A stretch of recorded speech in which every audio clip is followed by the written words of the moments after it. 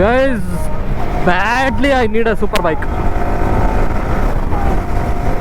Serious ಆಗಿ super bike ತಗೊಳ್ಳೇಬೇಕು ಅಂತ ಅನ್ಸ್ಬಿಟ್ಟಿದೆ.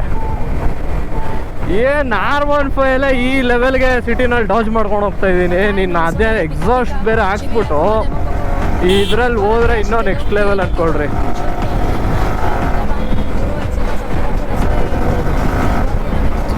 But ಈ ಥರ ಓಡ್ಸೋಕ್ಕಲ್ಲ, ಅದ್ರ ಸೌಂಡ್ ಇದೆಯಲ್ಲ super ಬೈಕ್ದು next level.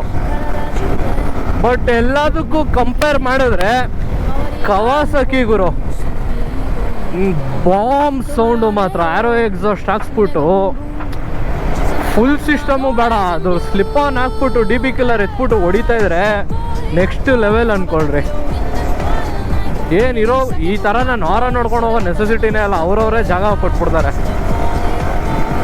But full system ಹಾಕ್ಬಿಟ್ಟು ಈ ಥರ ಏನಾರು ರೆಡ್ ಲೈನ್ ಹೊಡೆದ್ರೆ ನೆಕ್ಸ್ಟ್ ಲೆವೆಲ್ ಅನ್ಕೊಳ್ರಿ.